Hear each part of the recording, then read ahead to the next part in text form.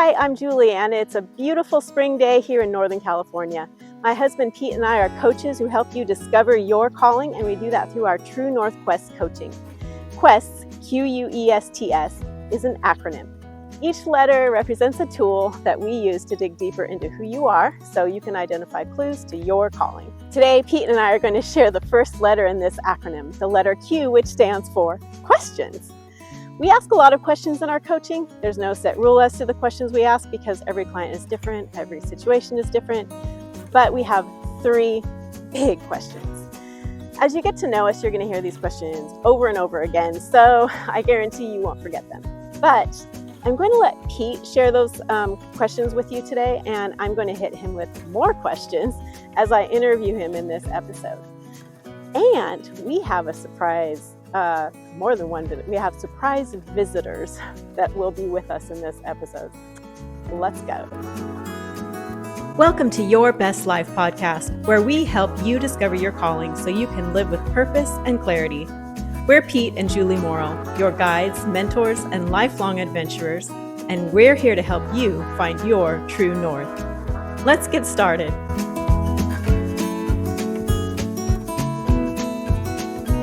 Okay, well today we've got a couple of our Fox Red Labrador Retrievers. These guys are about 4 weeks old and I think super cute right now. This is one of our favorite ages. And one of the things that we do when we breed and sell Labrador Retrievers is we talk to a lot of people, and most people think that they just want a dog. But almost everybody has a story about what they want and about their old dog and all that sort of stuff. So what we've found is to sell puppies, we have to be good at asking questions, because most people think, I just want a puppy. But really, they have a vision for how that puppy is going to play into their world, how it's going to interact with their grandkids or the kids, how it's going to help them in a hunting or be a fishing partner, how it's going to go to the hardware store with them. So we want to know a lot of what that dream is because we're trying to fulfill that dream. And in some of that same way, when we ask some of our big questions, we're going to try to ask you, how are you going to fulfill the dream that you have for your life? We call that your life calling. Well, we know that I explained that quests is an acronym, and that we're talking about the Q in Quest today, which are 3 big questions. Yeah. Tell people what those 3 big questions are. Sure. So the first one is, who am I? It seems like kind of a basic thing, and you can identify yourself a whole bunch of different ways, but really that's where we kind of fill in the acronym. What's my unique story? What's my emotional grid? What's my skills? What's my what's the T? Oh, true heart passion. True heart passion. And then what is my selfless gift that I'm going to give to people? That's who you are.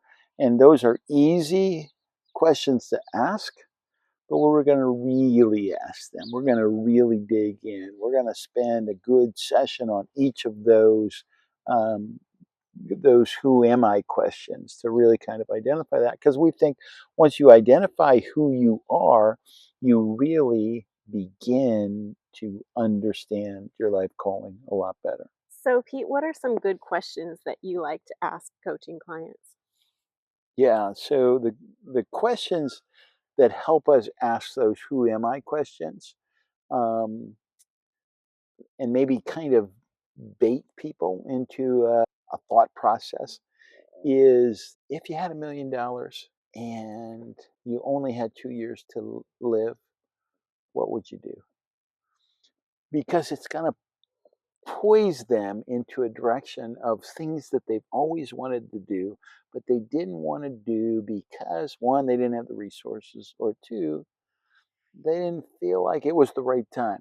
And what we're saying, you got 2 years to live, this is the right time to live to your maximum. You got no resource limit. So that's a good question. I think another good question is, how do your friends reflect you back to them?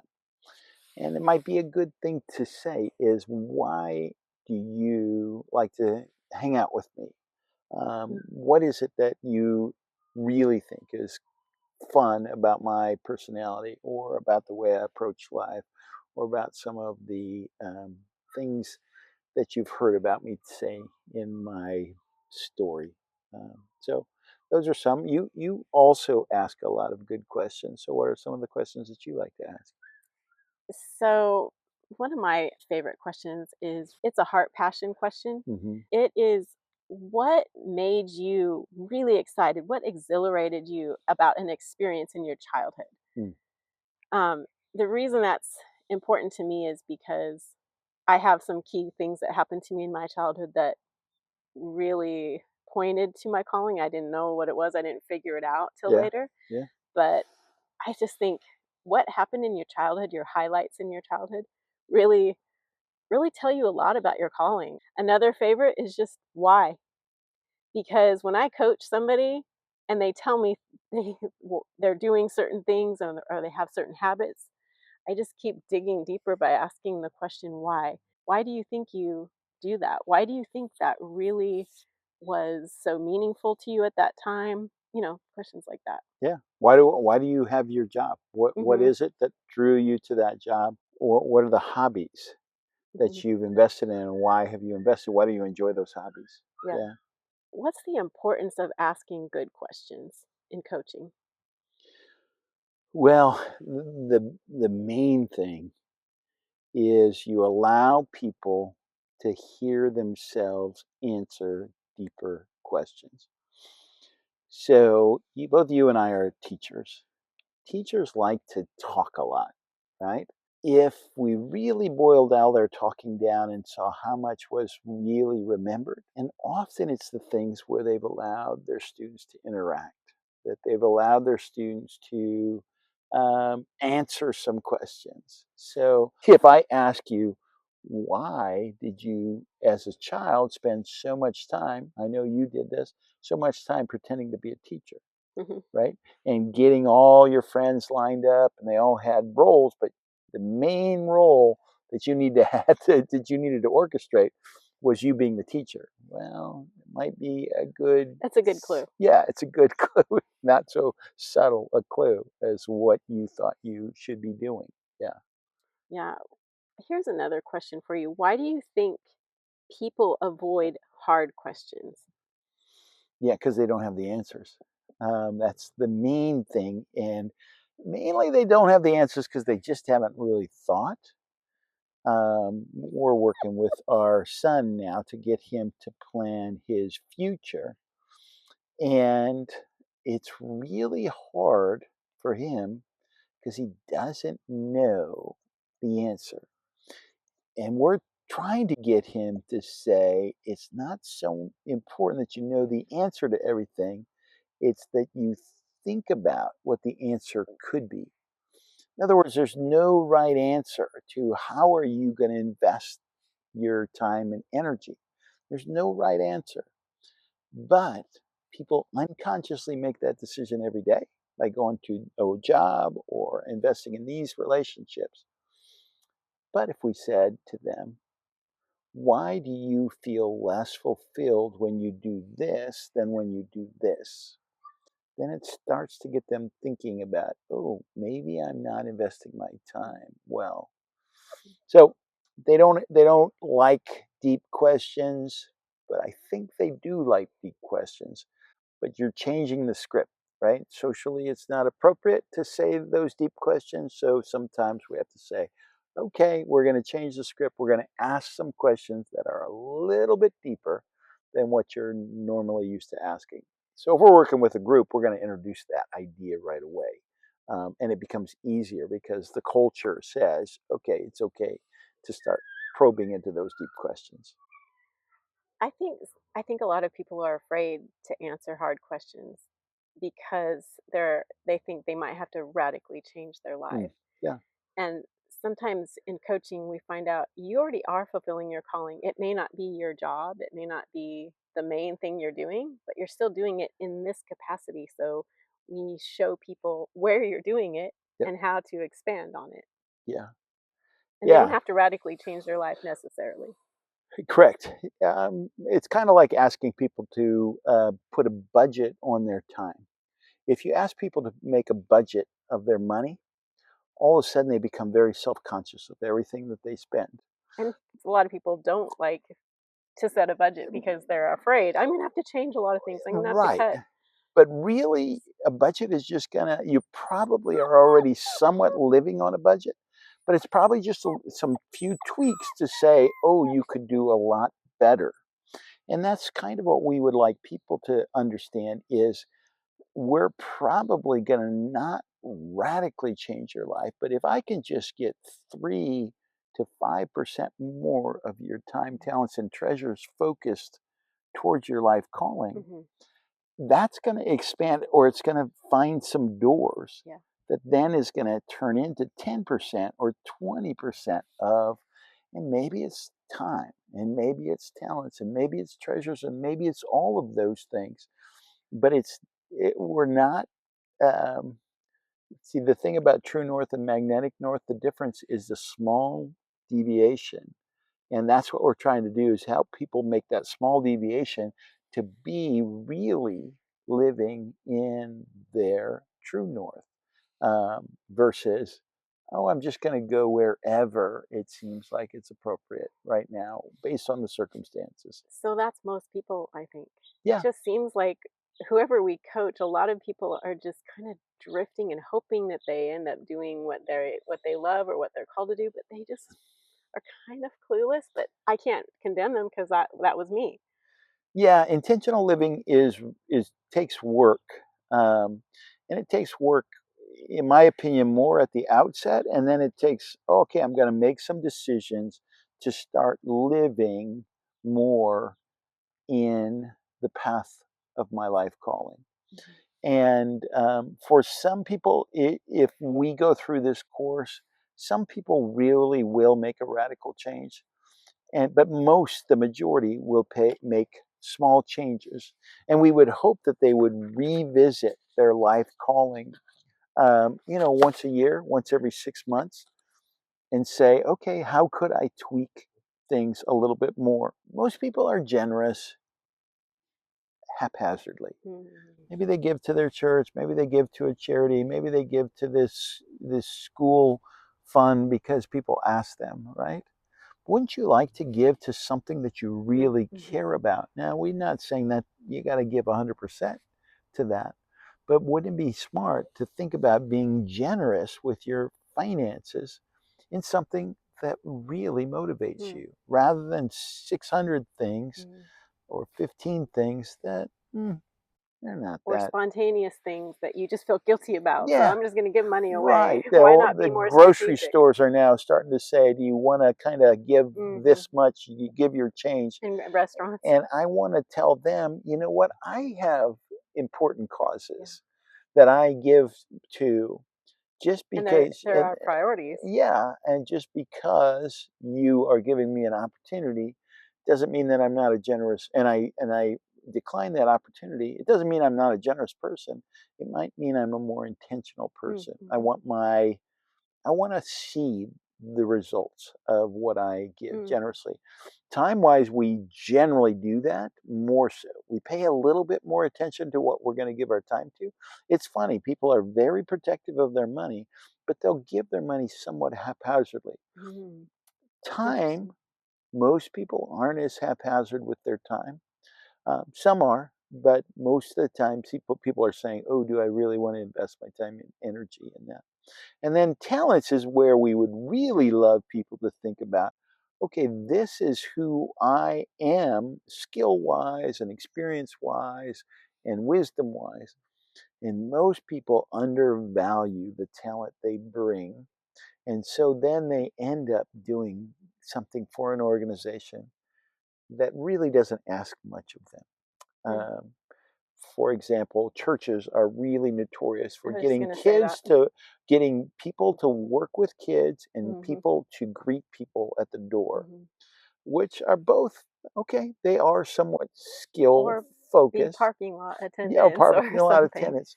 And my frustration with churches is they don't ask Hmm. this businessman to really think about how could we as a church generate funds Hmm. through investing. They just put that as aside. There's a church in Washington, D.C. that's bought a whole city block because they want to influence the world's leaders, Hmm. and they've invested financially in this place that's right across from where many of the world leaders meet. Mm-hmm. And they've done it because they've got I know what you're businessmen talking about. that Yeah. think about the impact that that's going to make. And they're going to do business somewhere. Mm-hmm. But this church has a vision for impacting world leaders. And so now they have a kind of a added purpose. Um, and now a lot of businesses are saying, okay, we can recognize that people in this generation, the young generation that's coming up, want most of their business to be done with businesses that Oh, right. they agree with morally, they agree with in terms of how that business is treating the environment.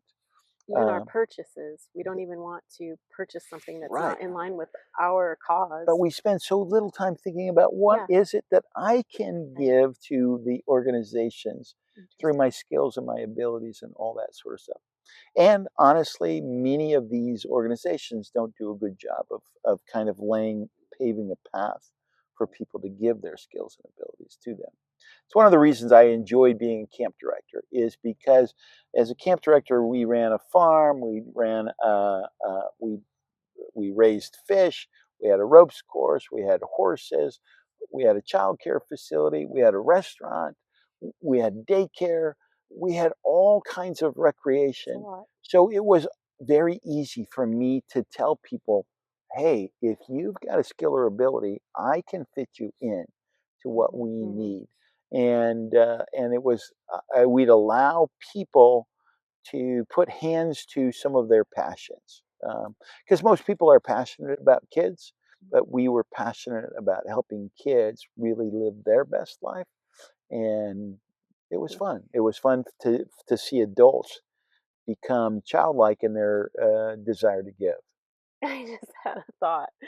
You know how you said you would like to be like a city manager? Mm-hmm. You were a city manager A in a way. community It manager, was at like least, yeah. It the was a camp little, was like yeah, a small city. right, So no wonder you would like that kind of a thing. yeah, yeah. It's funny. And what's also interesting, you bring that up, but government doesn't ask professional people to volunteer.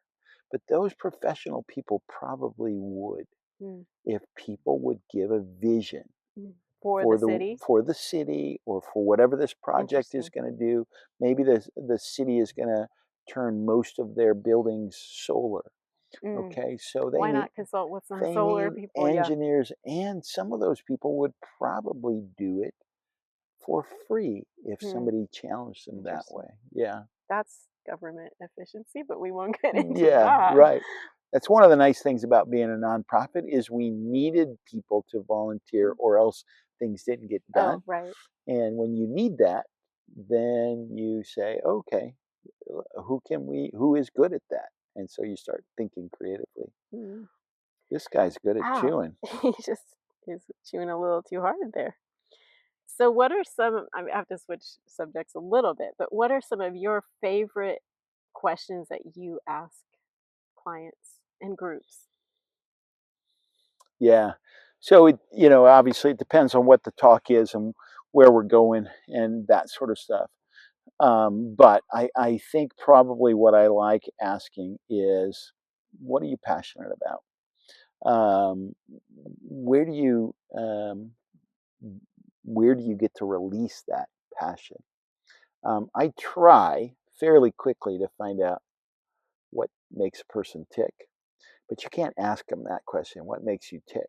So you gotta see when you're talking to them, you gotta sense when their tempo in their conversation goes up, when their excitement goes up, Hmm. when they talk for 3 paragraphs and they're talking Yeah. with great passion about it. Then you can. I was playing pickleball with a guy, and we were waiting our turn to play, and we were talking about when we were next playing. This guy said, "Oh, sometimes I go up on Monday nights to play volleyball in Ashland."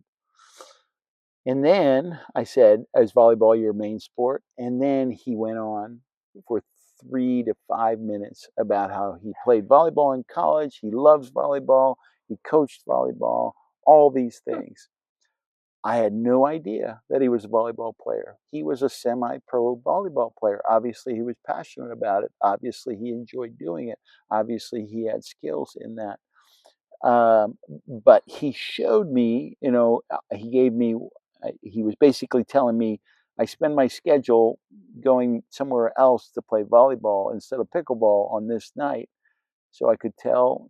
So now I just knew that there was probably a little bit of gold there. And then he just told me, "Oh, now this is what really I get excited about." So you've got to listen, I think, well, when you're talking to people. But what are you passionate about? And then you've got to tell people, but let's not just talk about the people in your life. What are the things that you do that you're passionate about? We're all passionate about our kids or our spouses or our friends. Let's talk about the things that you do that you're passionate about. Mm-hmm. Well, one of the things I have noticed is when you're interviewing somebody, whether it was for the camp, hiring staff, or for Marble Mountain Kennels, hiring staff to work for us here, I will eavesdrop and I'll hear people kind of answer the questions, and you can tell, oh, they're not really into this job. And then you ask, we're good at asking questions. You ask certain questions like, what gets you excited? Or sometimes you'll say, what was your last job? Or what was a job that you really liked in the past, or something like that. And all of a sudden they light up and it's like, I really love this. I really love that. And it has nothing to do with taking care of dogs Yeah. or something. And you go, I think your calling is more towards that other thing that Yeah. you really light up about. Well, one thing that we ask is what it was your proudest moment. Uh-huh. That really reveals people. Yeah. And you can't say it's when your kids got some award or something like that. What was your proudest moment? And then have them describe the moment. Or what are some 3 aims or 3 goals that you have in life? And they'll tell you kind of, okay, this is pretty important to me. So, yeah. Yeah. So sometimes when we're preparing this stuff, you have applied this to yourself. And then you've asked AI to be your coach. so it's funny that a computer process is sometimes life coaching you. What's the pros and cons to that? There's got to be some drawbacks, but there's probably some real pluses to it as well. I will tell you, I tried using AI for weight loss coaching. Yeah. Ouch. And it was actually really helpful at first because it was asking all these key questions about what my routine was, what I ate, and what I could change. And, it offered all these great tips on do this, do that, and gave statistics and was really good about making me think introspectively about why I'm making the choices that I am in food and exercise, and maybe not making the best choices. And that was all good. However, the cons are that I didn't stick with it. There was no accountability to a real human no person. Yeah. Right. So there was nobody nagging me, which is what a coach does. We're paid to nag people. I always think that's so funny, but well, you can get AI to nag you a little bit. Yeah, but it's not but the you can same just because I blow it don't off. feel Yeah. right. Yeah. Exactly. I don't have the, I'm sorry to say, guilt factor of I don't want to let my coach down. I don't want to report that I didn't quite reach my goals this week. And so I didn't care. Yeah. So did it work? No. I was a failure at losing weight with my AI coach. So yeah, I think that the stakes are not as high. Yeah, probably. But the nice thing is AI is objective. And in some ways, every coach that you have can't be as objective as AI. AI has some comprehensive thinking too, right? They don't just take input from one source. They're going to take input from. I agree. I use AI a lot for a Yeah. lot of different things, but for weight loss coaching, it was not. It was helpful, but it didn't help me succeed because it couldn't get on me and say, "Hey, Julie, did you eat well today?" Well, it does ask that because I prompt it to ask me that, Yeah. but do I care that much? Yeah. Not Well, you really. get excited when it I says do. positive things to you, but you However, don't care that much if when I it. talk to a person, I feel like, oh, I'll work a little harder at that. I'll be a little more serious. And if you're paying, obviously, then you're really going to care more. Ooh, but you can pay AI apps to help you too, and that might motivate you a little bit more. Higher stakes. Yeah. Yeah. Well, we use AI for discovery in Mm-hmm. helping people find their life calling, but we don't use it in coaching as much. In other words, we're not going to recommend that once you find your calling, that AI is your only source. We would encourage you to find accountability within some circle. Um, and we get paid to coach people to improve their lives, make their lives more intentional. And so we're also going to ask deeper questions when we start hearing the same thing over and over again, because we're going to start recognizing either excuses or tendencies to. A lot of times the tendency is for people to diminish their value, Right. and You're feisty. AI and will be a positive talker. You've had it evaluate some of your writing, and you've gotten very Super helpful. encouraged. Yeah, Yeah. but Because when a I do feel it's more objective than a person who may not want to hurt my feelings. right, right. But at the same time, it is AI isn't going to be as good as an accountability partner. I think is what we've concluded. Yeah, When we're in a coaching session, you and I with a couple or a small group, again, I want to talk about the spontaneity of the questions. And I'm going to ask you whether I should even talk about this, but I will pray, honestly, and I think get questions that I wouldn't normally ask. yeah, You are, I think you have a gift of wisdom. So you know already what to ask. It's like you just know based on the person and you can read a person. I will yeah, pray and get, oh, that's a good question, kind of like that. And I don't want to say like I'm psychic or something crazy like that, but sometimes the questions I ask seem on the divine side and just exactly what I needed to ask. yeah. And I think we've been in sessions with individuals and with couples, and I knew that you were probing in the right direction. So all of a sudden I get quiet, but when I'm quiet, I'm observing more, right? How does that person respond to that question or whatever? You're probably trying to think of the next question. Mm-hmm. And that quietness and that observation sometimes is really helpful. But it's also really helpful that I don't have to come up with the next question, because at that point I can maybe surprise them and myself by an insight. And sometimes I think it's helpful to say things really clearly Mm-hmm. that they've been saying, or they've been trying to Mm-hmm. say, or they've been a little bit hesitant to say, and just say, it seems like, and then just say the truth Mm-hmm. and let that just soak in for a second and say, am I on track there? Or am I off base? Yeah. And let Wow. them You do that a lot. confirm whether that truth is really good. And maybe the whole session was for Mm-hmm. that one statement to be ring true in their life. Yeah. This is where you and I are different.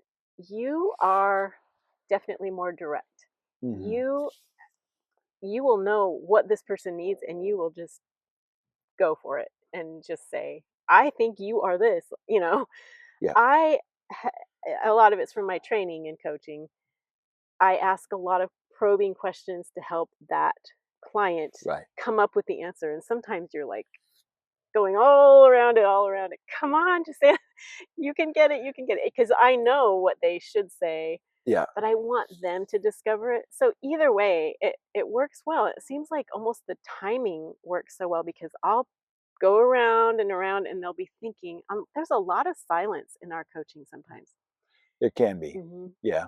Where the clients are just sitting there thinking, huh, I never thought about that before. Let me think.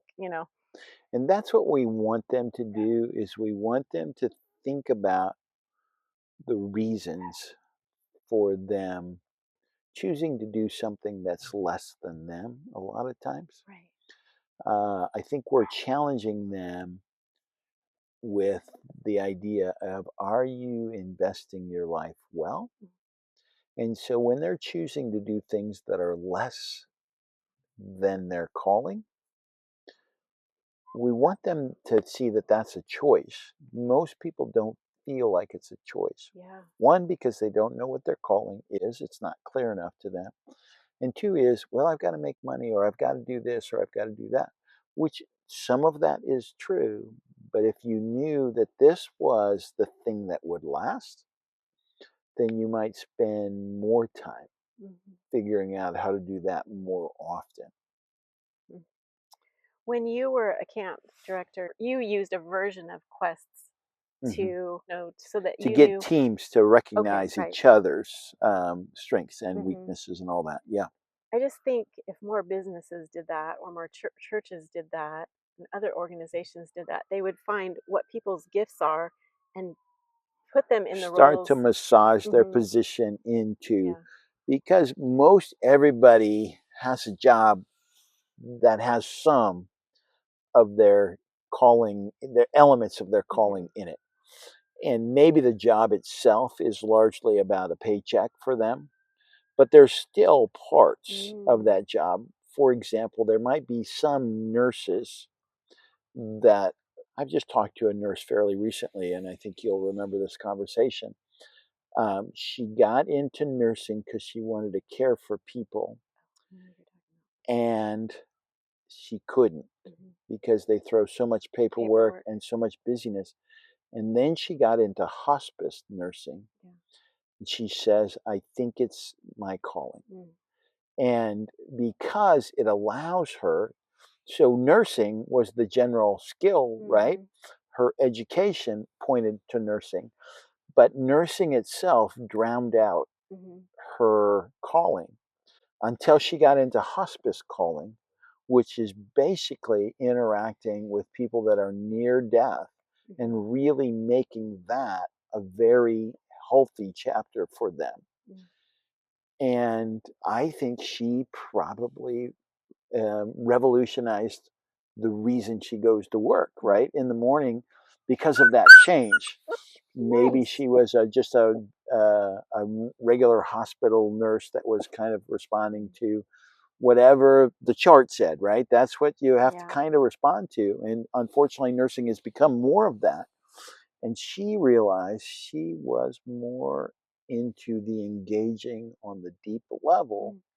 And when the people saw her as a caregiver that had time and could help them go through this stage in their life, it was off the charts Mm. how she changed her whole perspective on nursing. And I think that's really good. And there were times when I was a camp director where I was in budget meetings and I Mm. was doing a lot of things Not so fun. that wasn't me. And so what I needed to do, and sometimes did well at this and sometimes didn't do well at this, is I needed to basically have people that are good at budget writing and all that sort of stuff do 90% of that. So I could do 10%, which is envisioning and and resourcing, because budget is both, right? It's both record Hmm. keeping and it's evaluating, and it's got to have vision behind it, and it's got to have we can resource this person to do this with this program if we just allot them $12,000 more in Hmm. funding. We could help their vision come alive.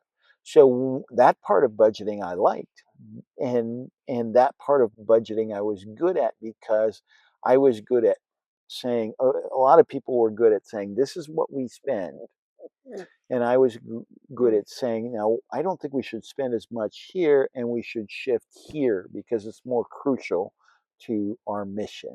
And so critical thinking as it comes to resource management was my strength. We've got one He's a very little active puppy and feisty, and this one one just puppy wants to that's sleep. just, oh, Oh, except now don't he make won't come. fun of me. So, One of the things I noticed is when I was teaching, I love teaching. I like mhm, the creativity of it. I liked lots of things, but my calling wasn't actually teaching. It was the coaching part of mhm. teaching. I didn't find that out till years later, but yeah, it's kind of like the nursing, just trying to figure out any occupation. What part of it is your calling, maybe? And recently you've interacted with a job where it was coaching people to become better communicators. Mm. And that got you really excited because you were going to teach Yeah, them how to be better teachers, yeah. right? Professors, And that actually. was pretty darn close to your I know. calling. And of all the jobs that you've talked about, it's one of the ones where you said, I really could get into this. So unfortunately, didn't come I don't available. know. They haven't told They me if I haven't got the made a job. I decision don't yet. think so, though. But all of a sudden, the motivation. Hmm. We were recruited to become hosts in Alaska for a job where I would pull one of the person's visions was that I would help them introduce new outdoor adventure Yes. recreation and change a culture, which is a big, if you look back at the chapters that It's I like the was most perfect job excited, for you. Yeah. it was always outdoor adventure. It was always people, and it was always changing the culture to really make this outdoor adventure much more than just an adventure. And it's something that they're struggling with in their organization, Right. their business. Well, you love that. I If they're love to struggling with influence. something, right, Yes, I want you to want to help. solve the problem of that situation. And again, that job didn't come available. But Yes. as soon as I heard about that job, Mm. then I realized, oh, this is a real good possibility.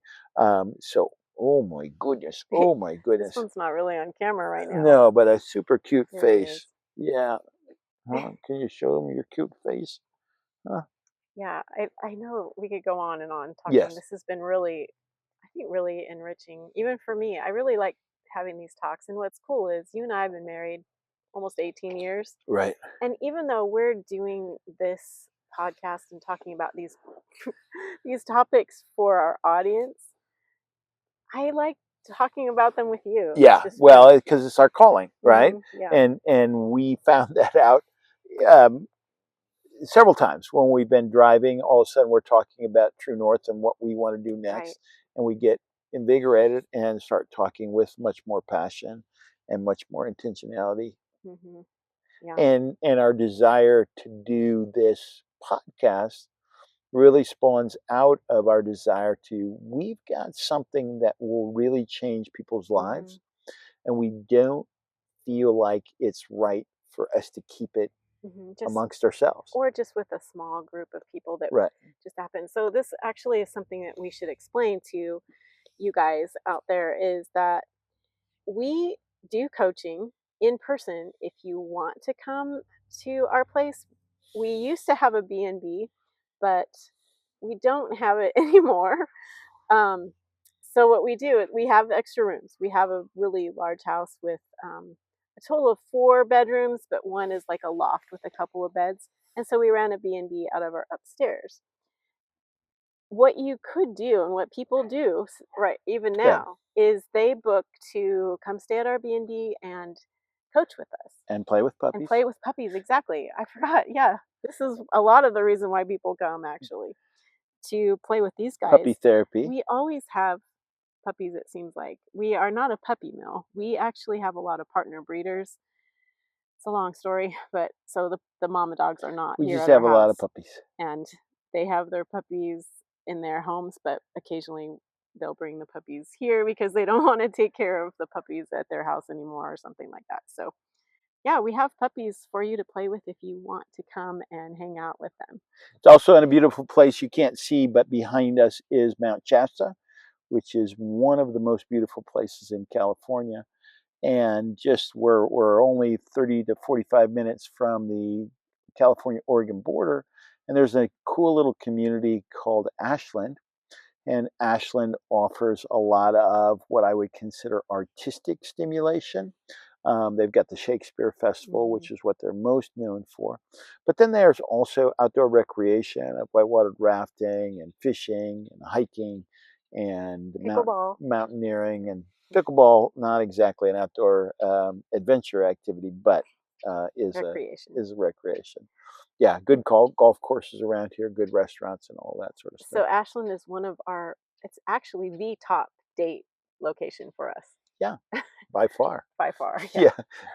Sometimes it seems like it's boringly the top. Because we go there so often. But the biggest draw is Lithia Park, which is awesome. I'll have to show some maybe video clips for you guys so you can see them. It's just such a gorgeous park. And there's lots of hiking there and really nice trails. Like the creek, Lithia Creek that goes through there is amazing.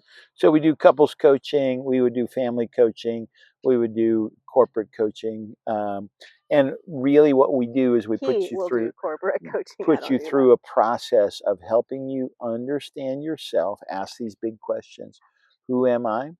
And then what's my life calling? And then the coaching part comes. That's the discovery part, and the coaching part comes in. What difference will it make?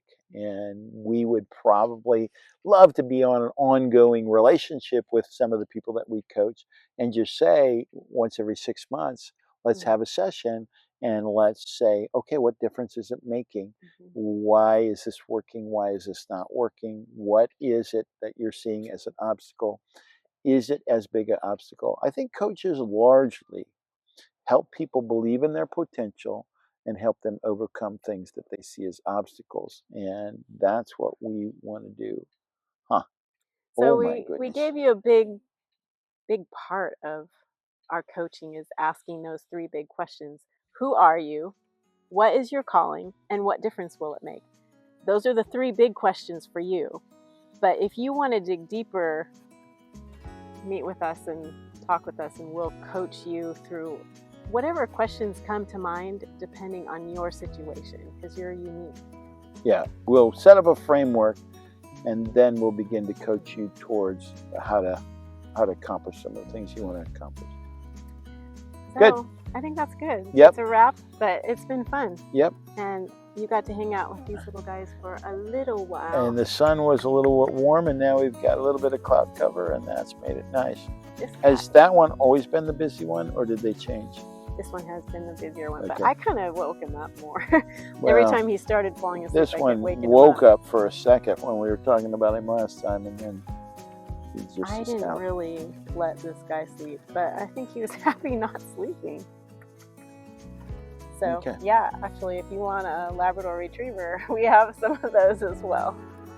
So, yeah, good to talk with you. Thanks for meeting with us today. We want to take a moment to thank our sponsors.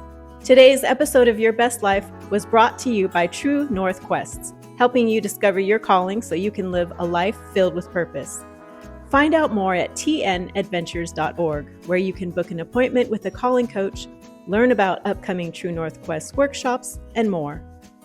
And by Marble Mountain Kennels, where exceptional Labrador Retrievers are bred and trained for adventure, companionship, and service. Visit mmkennels.com to meet your new best canine friend. And by Julie's Creative Classroom, providing fun educational games and digital products for students in Julie's online Creative Classroom TPT Teachers Pay Teachers store. Thank you for joining us today. Until next time, remember your best life starts with knowing your calling and finding your true north.